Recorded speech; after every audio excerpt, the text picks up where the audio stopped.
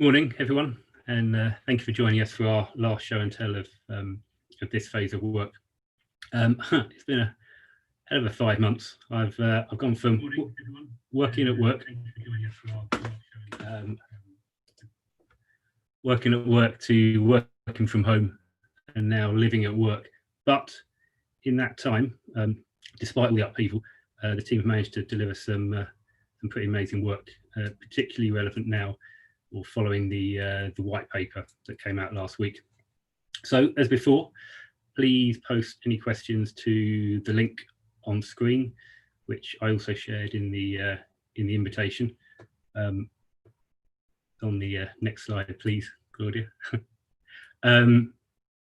Yeah, so please share any questions or post any questions to that link, and we'll cover them off at the end.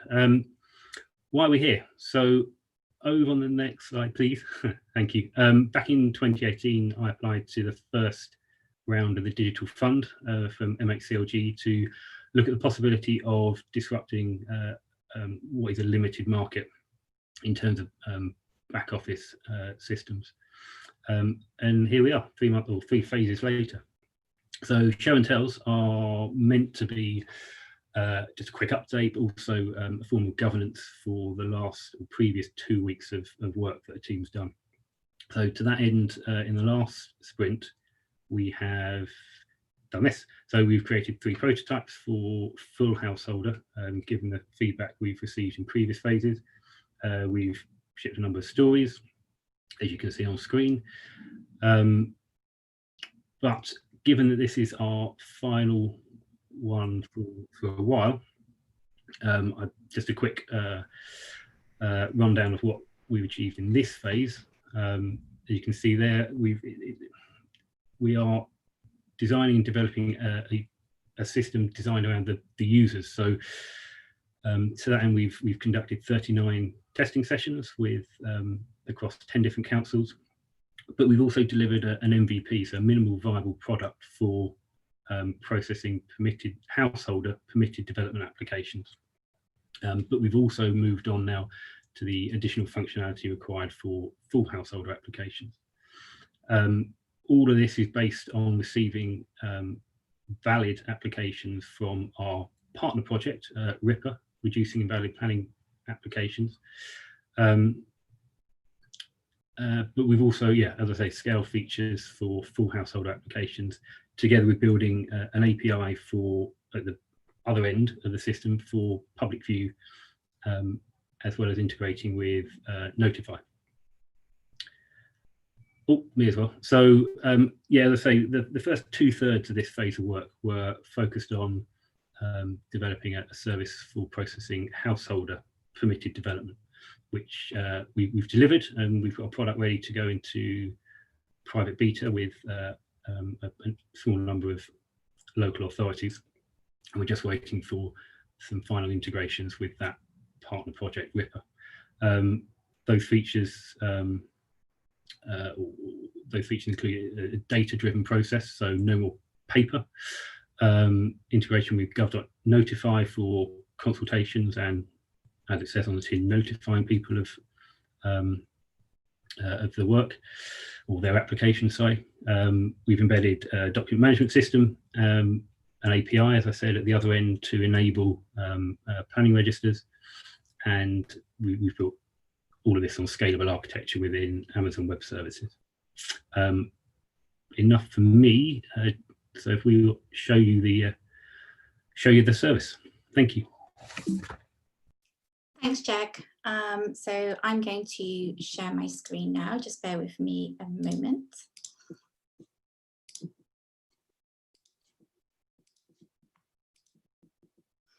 Okay, so you should now be seeing what this first screen that an officer sees when they first log in. Can somebody just confirm that you can see that okay? We can see it. Great, thank you, Claudia. It's always worth checking before I launch into it. So I'm logged in as a planning officer at the moment, and I've got 4 applications that need to be assessed. So if I go into the first one, what I will do is, this is kind of the overview that I see. So I can open this section here, application information. I can see the address and the ward. It's a residential building. It's for a certificate of lawfulness, and they want to install a new external insulated render. And case officer is Susanna West. I'm pretending to be Susanna.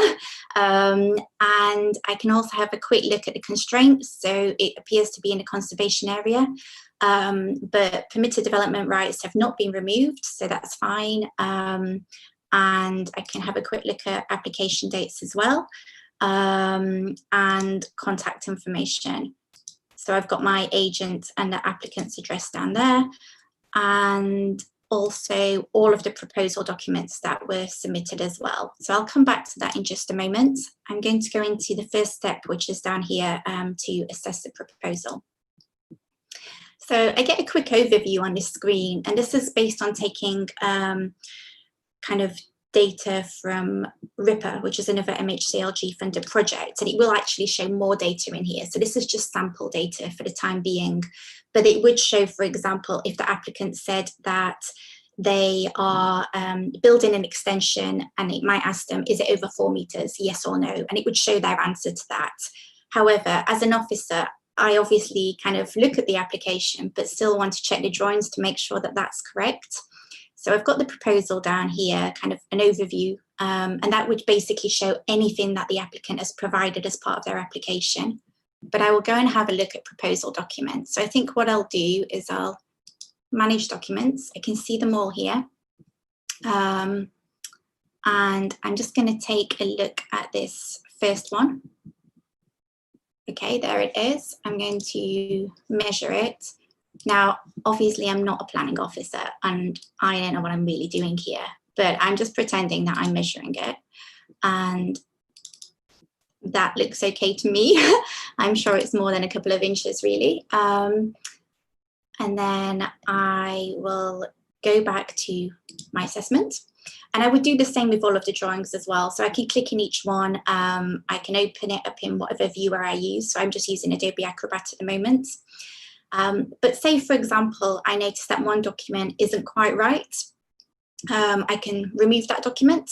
So let's say this one. I'm going to say it's not right because I've noticed there's a problem with it, and I've contacted the agent or the applicant, and I've asked them to send in a new drawing. So I'm just going to remove that. Yep. And then you'll see that's down here. So there's quite a few down here because I deleted some other ones earlier just to test. But that is down there. And if I click on these, I can still access it if I need it. However, the reason I deleted that is because my my applicant emailed me and sent in another drawing instead with a revision. So I'm just going to upload that now.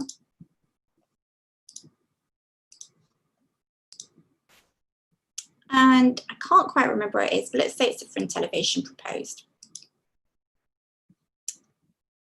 So there it is. Yes, I will upload this file. And there it is. There's a new file that I've uploaded. And obviously, we know that sometimes officers will have quite a lot of kind of back and forth and conversation with agents and applicants. And this will allow them to kind of remove documents or add any new ones at any time that they want to before they make their recommendation and submit it to their manager. So I'm just going to go back to my application now.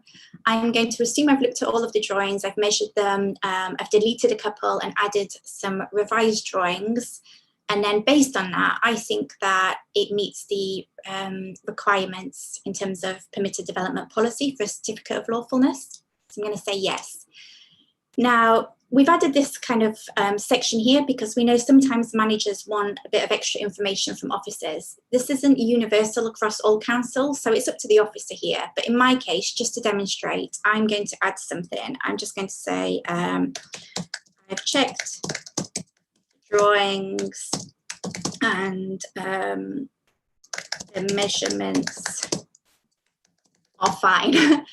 And then we'll save that.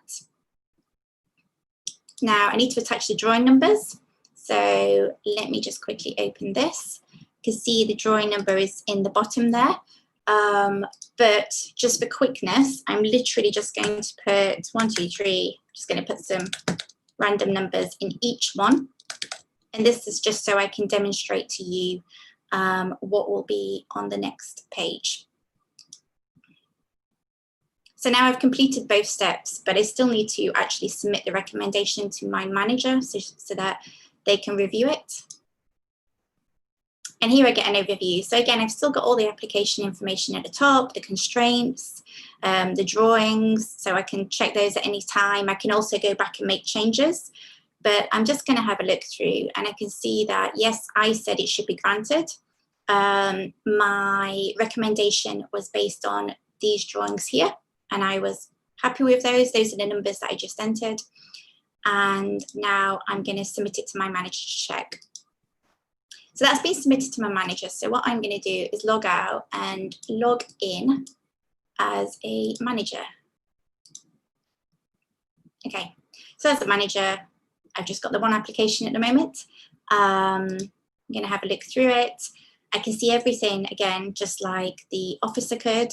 I've got constraints, documents along the side, key application dates down the bottom, contact information.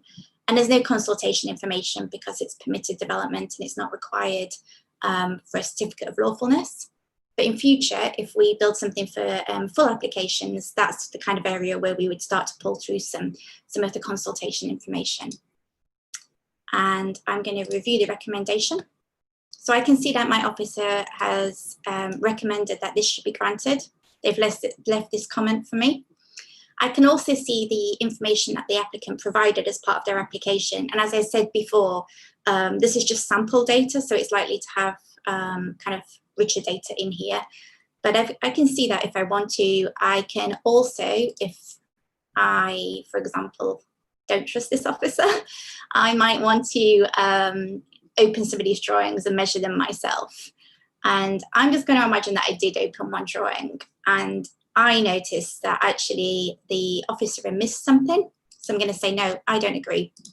And I'm just going to say the side section is 0.2 meters beyond what is allowed, for example. And I'm going to save that now. Get back to home. I'm going to log out, log back in as the officer, just bear with me.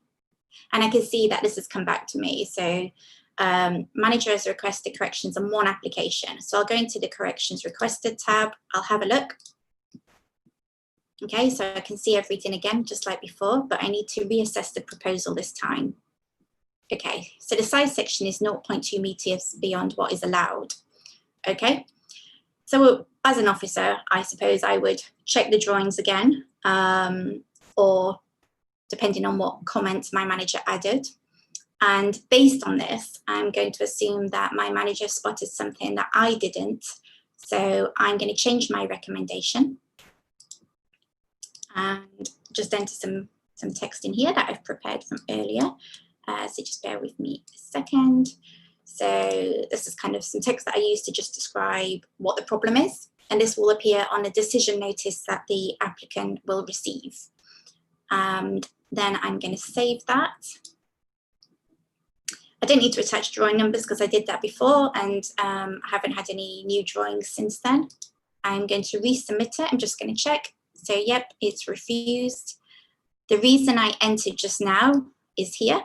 And this is important because this is also what basically the same kind of text and content that the applicant will receive, telling them what the decision is. All my drawing numbers are down here. The rest looks fine. All of the kind of standard text that has to be on there about who to contact, etc. And I'm going to submit it to my manager again. Now I'm going to log out and I'm going to log in as a manager, obviously in real life. If you're a manager, you would only log into your manager screen. And I've been alerted, look, one of the applications that I previously sent back for corrections has come back and I now need to determine it again. So because I just have one in the list at the moment, it's this one. I can review the recommendation just like I could before. and here it is. It tells me what the officer wrote. And this is important because sometimes a manager might want to send it back to the officer, not just because they disagree with the recommendation, but sometimes it's because they disagree with the reason. But I'm going to look at that and think as a manager, yeah, that sounds about right. I can also see kind of the original comment I sent, and the officer didn't add anything else to it. So if I really wanted to, I could go and measure the drawings again. But I'm going to trust them this time. They've checked it and they've refused it. So I'm going to say, yes, I agree. Now I'm going to publish the recommendation. Again, I get a preview before it goes, so it's refused. These are my drawing numbers. This, again, is the reason. That all looks fine. So I'm going to determine the application. And if I go back home, I can see in my determine tab, this is the one that I finished. A planning officer can also see this as well. And this is useful because sometimes an applicant will ring up and they will want you know, to know what's happened because they might not have received the email or the letter yet. So an officer will be able to go into this tab as well and see that it's been determined. And then I now hopefully, okay, so here's the email that came through. So this is me as the applicant now, or the agent. And I've received this kind of notification, and it's got all of the same text that I showed you before. So it tells me that it was refused. I've got my application number, an overview of the application, the date that the decision was made. And I can also see what the problem was as well. And then obviously as an applicant, I can choose to submit another application, or I might want to appeal it. But that's kind of the whole process in terms of how an officer receives an application, assesses it, sends it to the manager, and then a manager might send it back. And then eventually a decision is submitted and it's sent to the applicant. So I think that concludes the demo, and I will hand over to Claudia.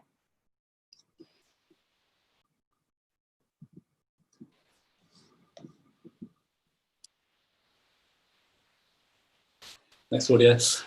Yeah, so this slide is just to communicate the API that we built for the BoPS service. So if we go and visit that link, you'll see that's obviously a totally different URL to the demo which Michelle was just doing. And as you might see, that is the representation of the application that had just been determined and published. So this is an open API that's available for other services to consume.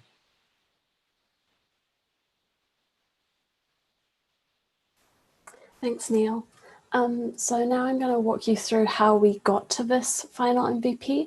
So throughout the process, we were doing iterative design and research, and then those designs were then developed by our dev team. So during this process, we made coded prototypes, and they were tested 39 times across 10 local authorities. So a big thank you to everyone who helped us out. When we were doing this testing, it was a mixture of the junior and more experienced planning officers within planning teams, and we also tested with planning managers as well. We also did some research sessions with ICT specialists to ensure that what we were building was mapping well with their systems. And we also did a few with enforcement specialists as well, as the conditions were quite important with that for a full householder. What I'm going to show you is like how we use the research. So this is the most iterated page. I went through all the revisions that we made, and this is the one that we had to keep coming back to. And it was a mix of like making it work for our users. So taking what they're saying, finding what those insights are, and changing the prototype to match what they needed, as well as understanding when it needed to be changed for other reasons. So version 4 was testing really well. And then afterwards, we found more representative data of what we would get from RIPA. And so then we had to change the prototype to match the data we were getting. And then we did more iterations upon that, and we made it better as well. But with the time we had to scale it back a bit. So version 7 is quite advanced, and it's taking all the data to its full capacity. But with the time we had and the needs the user had, we knew a simplified version would still meet those needs. So we're launching a more simple version, but we also will really value getting people using it more, because doing a test with sample applications is quite different than them actually being on their own and using it. So we're hoping to find out more feedback and then see how the assessment can be iterated upon. But these few screens are just to show you how we use the user research to our full needs and to iterate upon it over time. What else we've been working on is the full householder application. So we did a few rounds of testing, and right now we have 3 prototypes with different various ideas of how we could use data. And now I've mapped out one of the user flows and tried to figure out like what our next steps will be and where our priorities will lie. And so we kind of know the holes and gaps we need to fill in by more rapid prototyping and iterating and testing, and versus other features that are more or less ready to build. So now I'm going to hand it back to Jack, who will talk more about the next steps. Thank you. So yeah, next steps for this are obviously to publish and share our outcomes from this. So that includes an overview report, but also a strategic and economic business case for the work we've done, but also the work that we plan to do. And the next piece of work we plan to do is scale this up to full householder and minor developments. And that means obviously we need to start designing and building elements for consultation, site visits, conditions, mapping and GIS, obviously, and further integration with the Ripper project, which pushes valid applications to BoPS, our system, and further building out our API to publish all the planning app data and information that we hold. And then as I mentioned earlier on at the start, the obviously not stop there, and we'll look to scale on up to major development next year.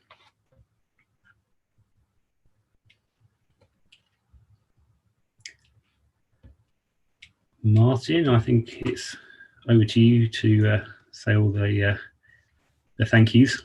Yeah. Just yes. So I've been involved in the project from the first discovery. I've gradually kind of faded away a bit as the team's grown and other people have been involved. But I just wanted to acknowledge a few people, given this is the last show and tell. So first of all, I guess MHCLG, who have funded the project, we're really grateful. I'm going to hand over to Ewan and Egler from MHCLG in a moment just to say a few words, where we really appreciate the support that you've offered us. It's been a very positive experience, so thank you for that. I'd like to say thank you to the Connected Places Catapult, who were very supportive, particularly in the early days, and gave us a really good insight into the planning landscape and the different projects that were going on. That was really helpful. I'd also like to say thank you to Southwark Council, I guess, for actually making this possible, and giving us Jack, of course, who has led the project with such good humour and passion. Thanks, Jack. I think that we've got a number of partners, and we've had a number of partners in different councils throughout the project. And we really appreciate the support that we've had on that, and the access, particularly that we've had to planning officers for our research and user testing. Obviously, it's really difficult to practice user-centered design without access to those people. And I'd like to acknowledge the help of the Ripper team. So Open Systems Lab, particularly again, early stages of the project, were very helpful. It's given us insight into how planning policy worked and the complexities of that. And obviously now, I don't think at that stage we expected our two projects to become so intertwined, but we're looking forward to working with them on that in the future. And of course, Lambeth on that project. Most of all, I'd like to acknowledge the work of the team, the Unbox team and Jack. As you all know, this project kicked off the week before lockdown happened. And although we've all been very comfortable working remotely in the past, we do a lot of remote work, but this has really forced the issue. So managing to maintain the high levels of user testing and research that we have, and still managing to work in the open and do these regular show and tells. We had some real problems at the start when everyone was struggling, but we've persevered, and the team's shown a great deal of resilience to get through it and produce such good work. Finally, on the subject of show and tells, these show and tells have been about the best attended ever. I think we have about 50 odd people watching on YouTube now, and that really matters to us. It's really important that people show an interest, ask questions, give us feedback, and generally support the project. So if you have any questions now, the link is there. There's some to answer, I can see. If you could post your questions now, but I'd like to hand over to Egler, I think, first of all, from MHCLG. Thanks, Martin. Hi, everyone. I'm Egler. I'm a collaboration manager. And as Jack was speaking, I was just reflecting back to when this project was first funded. And exactly a year ago, actually, we opened up the second round of funding of the local digital fund. And it was August 2019. And this back office planning system project, it got funded to do an alpha. And following a successful alpha, they secured further funding to do this stage of the project, actually beta, the stage that we wrapped up today. And it's honestly, it's incredible to see of how much this project achieved in less than a year. And I think, as Martin mentioned, not even COVID-19 or lockdown or even the changing landscape of how we work and deliver services got in the way of this project progressing and just pushing ahead. And also, yes, this project truly is an exemplar in how to run an agile project.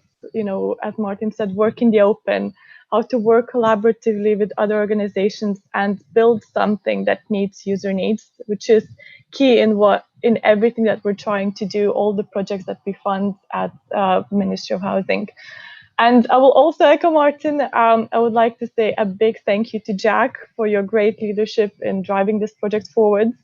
Once again, just to the council for supporting Jack and the team in this, and to everyone, all the partner organizations and councils for your hard work and dedication to making BoPS happen. Just to wrap up, I wanted to say that we are immensely proud of everyone that took part in building BoPS, and we do hope that we can further support your efforts in enabling councils to start using the system in the future.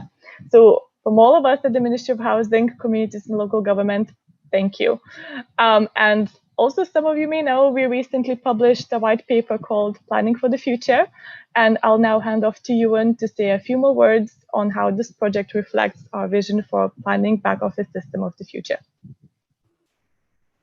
Thanks, Egler. Yes, so I think most people who are involved in planning will have come across the white paper that we published last week. And if anyone who's read it or might have read summaries about it will have seen that the digital is fundamental to the transformation of the planning system, as the white paper kind of proposes, in terms of both kind of helping making the planning system more certain for kind of the development industry, particularly kind of small and medium developers, making it easier for communities to get involved, and also kind of making it easier for local planners to be able to kind of spend the kind of time on things that matter and less on kind of slightly kind of laborious and manual kind of tasks that quite often planners spend a lot of time doing.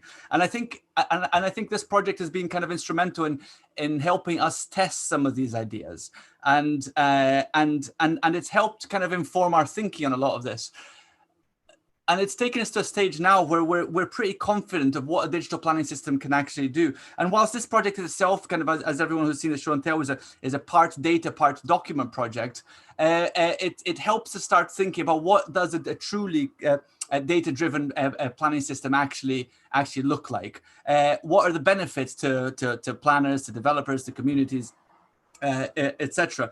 And setting the groundwork for a lot more to do, because with the white paper out now, and there's going to be a period of consultation, but once that's done, we're going to be in full swing in terms of doing more of this type of work, helping prioritize the planning data that we have to standardize nationally. Think about the layers around kind of legislation and guidance that we have to produce.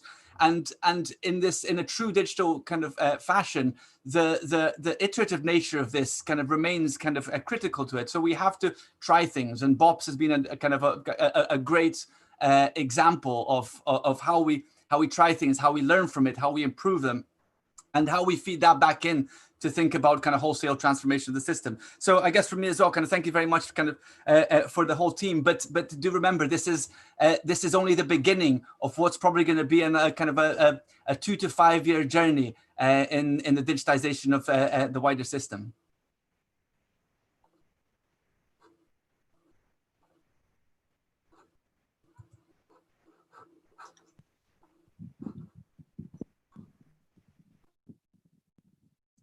Thanks. I think we're going to hand over to Tom now, who's going to help us with the questions. We've got quite a few that have come through. Yeah, I'll just whiz through them, and I'm sure we'll have answers between us for all of them. So first one was whether the private beta will be using live data certificate of lawfulness applications. The answer to that is yes, it will be.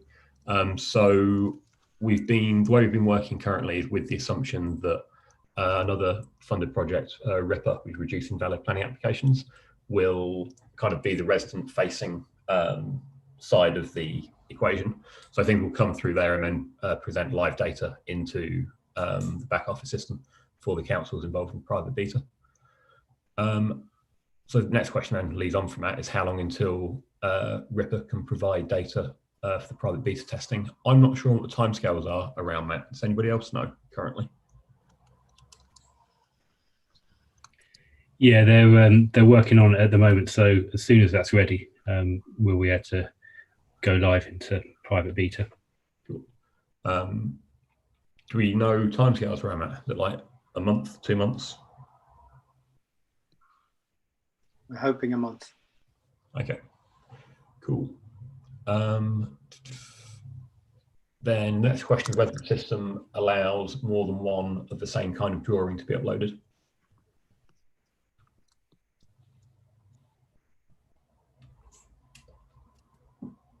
Anybody? I think the answer to that is yes. I just can't remember how we decided to have replacements coming through.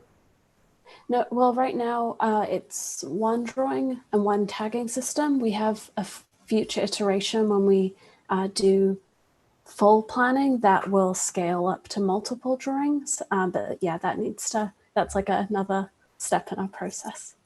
Okay, so currently to upload a second drawing of the same type, you need to archive the first one. No, you can still, so you upload one drawing at a time, but you can upload the same drawing again if you need to for whatever reason, and you can also archive it.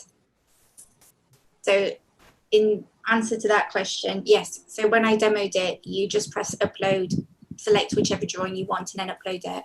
And if you upload a drawing that already exists and you need to upload it again, we've not heard a need for that, but you can do it if you need to.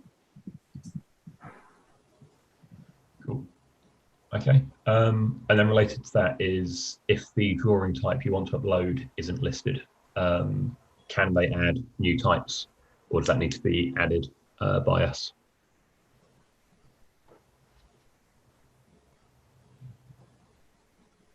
So I think when drawings are coming through from RIPA, they will be named by the applicant, because obviously every architect and agent have their own referencing convention. But when it comes through to us, we will be able to tag it with exactly what's in that within that drawing. But I think it's also the tags that you saw in the demo are the ones that we have in our system at the moment. And when we put this into private beta, something I guess that we want to test you know, we need to see it in action, is what other tags people would need. So we've put the kind of the most, I guess, the simplest, the basic ones in there at the moment, but we're aware that there might need to be additional tags that are added in the future as well. And we are looking for feedback from the first council or couple of councils on what those tags should be. Okay. There's a few around data security. So is BoPS secure in terms of hacking? We had a penetration test run on BoPS recently by a company called JumpSec, and they gave us pretty much a clean bill of health with a few minor things that we had to resolve and have been resolved. And we'll be getting retested on this like periodically as we kind of add more features. The data is stored on UK data center of AWS. So that will be, yeah, kind of for GDPR purposes, that kind of stuff be remain in the UK. In terms of who manages the data, so from a GDPR point of view, the data owner will always be the local authority. BoPS would be a processor of that. And there's also a question about encryption, which I'm not sure. Neil, do we encrypt the data? Because I know that a lot of it is made available through the API anyway. Yeah, obviously we selectively expose data that is fit for publication, and we do encrypt the planning application data. Just a couple of notes to add on top of the security question as well is that we run various kind of automated tools on the code base to prevent kind of inadvertent security issues. And we also have an automated process that makes it very easy for us to keep all of the frameworks and languages that we use up to date to the very latest version. Sorry, I've got an articulated lorry reversing outside my window, so if there's any background noise, that's why. With regards to how the decision notice is sent to the applicant, that is done using GovUK Notify. So each council would sign up for an account with that, and we've got an API integration with Notify, send it through. They don't currently get a PDF, they just get the email. I don't think the requirement to send a PDF came up in our testing. I'm not sure, Claudia, if you've got any more details around that. No, you're right. Yeah, by email was fine from what we had in testing. Okay. And we've got, who would you expect to update the changes in legislation so that they appear as reasons, and how easy would this be? I think this is mainly handled by Ripper, but we just need to kind of like mirror what they do. But I think most of the heavy lifting is done on that side. Is that correct? Yeah, just to add to that, so any so all policy questions and changes to policy, particularly relevant, potentially with changes from the white paper, that will be handled by our partner project Ripper, and that's written in such a way that local councils can, if they want to and have the resources and skills to update it themselves, can. But national legislation will be automatically updated. Okay. There's one around who will provide support to officers for private beta testing. So there will be kind of an onboarding like process that will be run by us at Unboxed with officers at the various councils, just to show them around and get them to help them understand how to use it, and then we'll be available for any like kind of support questions during the beta. With regards to whether we can receive data from planning portal, for private beta, we can't.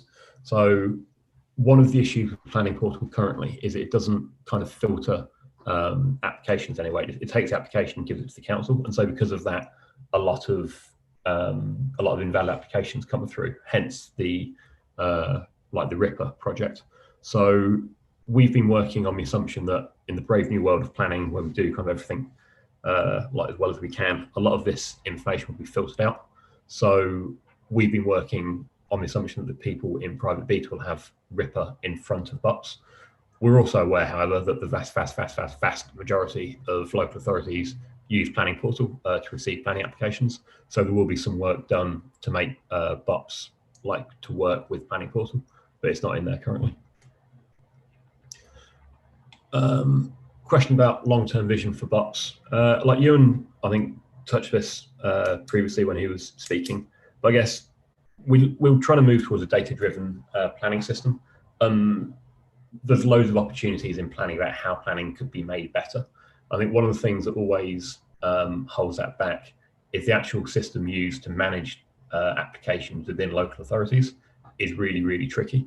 It's hard to integrate with. The vendors are sometimes quite responsive to the requirements of councils. And so I think really what we need to do with BoPS is kind of create something that can just work as the glue. BoPS doesn't need to solve every single problem in the planning system, but it needs to provide a platform that other problems can be solved on top of it. So I guess that's where we're going in the long term. I don't know if anybody'd like to add anything to that. No, that essentially covers it. Cool. Next question to egler and Ewan is, will MHCLG commit to funding the next stage of development? I assume it actually comes from somebody outside the project team and it wasn't us. I mean, it's a very good question, and we're currently waiting for the project to produce the outputs that we're committed to at the beginning of the project, and we are fully behind the project. That's what I can say at this point in time. We are looking to support it, and there is an ongoing conversation with the project on how can we support it moving into private beta and putting it live to the council. So obviously until we receive the outputs and finalize some plans and future funding models, we can't say that we're committing it on the spot, but we are definitely looking to support the project going forward. Cool. I'll take that as a yes. Okay. Yeah, and then similarly, has funding for private beta testing be secured? I think, yeah, same answer, really. And one asking, have we or do we intend to codify every parameter in legislation given planning application volumes? So this is being handled by RIPA more than it is by us. They've done permitted development. They haven't worked through the rest of it yet. The reason they started with permitted development is it is national legislation, whereas when you get into full householder and like minor and major developments, there's a lot of variance between planning authorities. I guess a lot of that's going to change depending on reforms made, talked about in the white paper. So yeah, currently we've done it for permitted development, but not for the rest, but we do intend to, is the idea.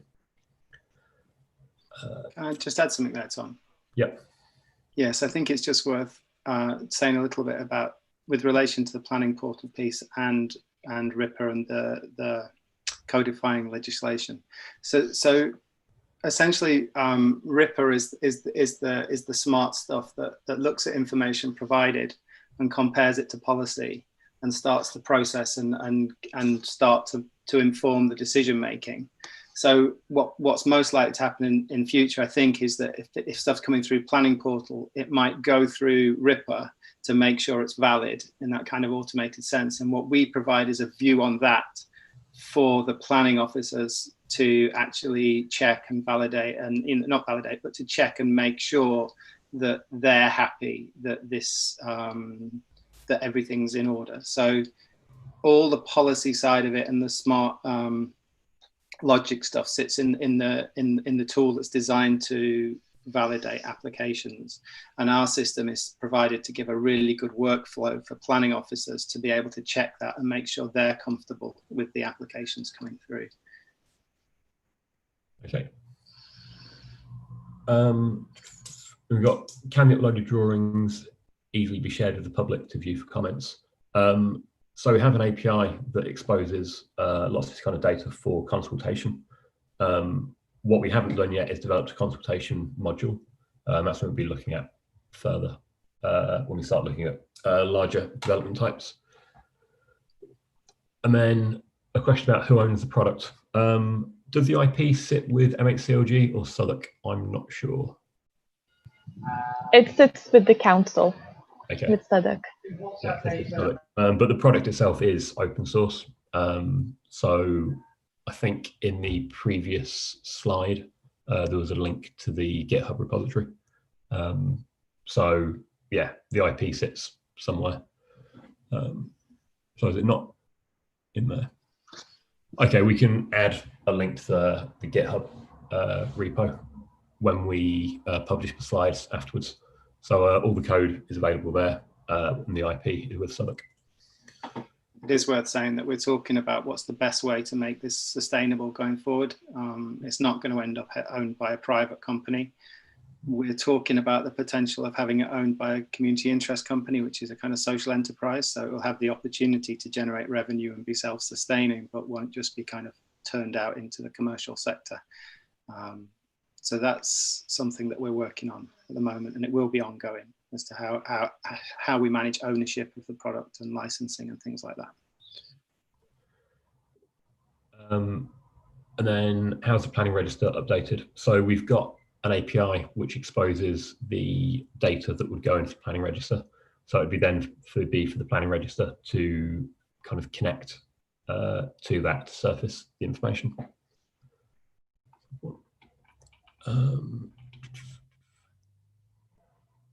And what have we got? So there's a comment saying applicants are likely to want PDFs as decision notice, mainly for conveyance purposes. Like possibly, I mean, I don't, without wanting to come across being like really flippant, like an email can be printed to PDF. I don't think they necessarily need us to send through like a specific certificate. But obviously it's something we'll look at more in private beta. Sorry, Tom, I was just going to say, just to add to that, I think lots of people have a folder with marked house stuff in their wardrobe.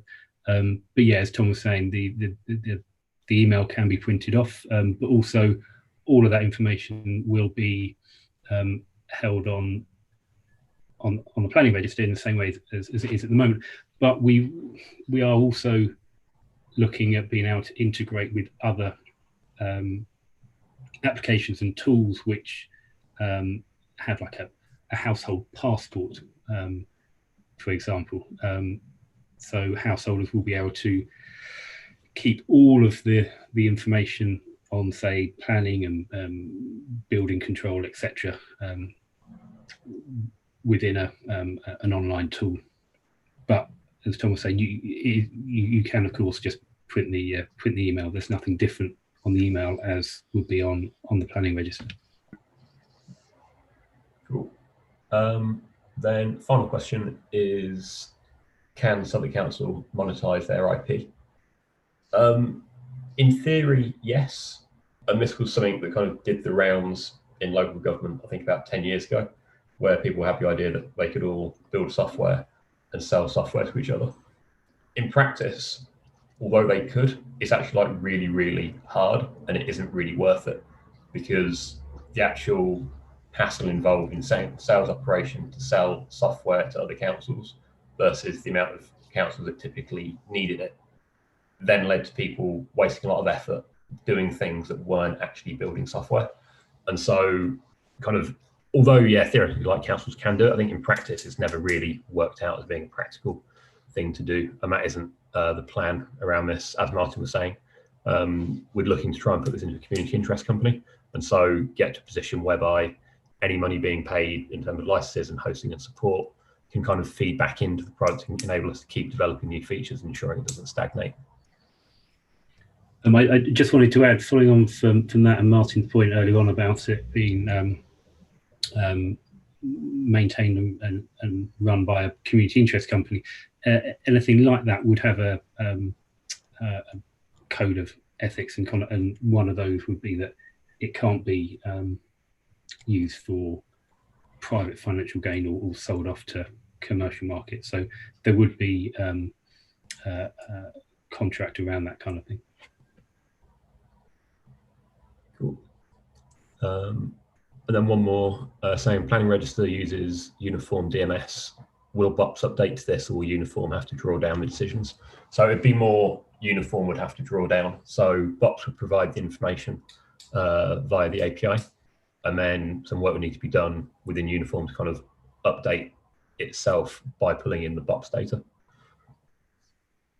I think that's up for grabs really. We haven't really we've done the simplest thing that we can do at the moment in our MVP, which is to make the data available So it would be most flexible for however it's displayed and made public. But I think one of an important point to make, and to the point about the applicants wanting PDFs as well, is this project has been very, very much focused on the key users who are planning officers, and we've by design really not really done any research with applicants or the public in terms of what the current planning register is, or what applicants expect. But there are other projects lined up and actually in progress to look at that, which we will take that research and we'll develop the system over time to support whatever's found in terms of what's required for I think there's a very practical question now about councils who want to start using it and uniform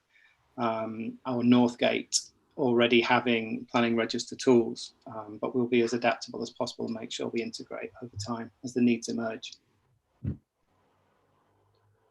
Cool. Right. We should probably wrap up. Yeah, it's 10 to 12. That is it for questions. So, yeah, I think we are done. Unless anybody would like to add any final words. No, I just wanted to say that obviously we're not going to stop here, and pending funding decisions from MHCLG, we are hoping to be back in later in September to continue this work. And all of the links there are on screen. We've got our own website, BoPS, BoPS.digital, and everything's on there. But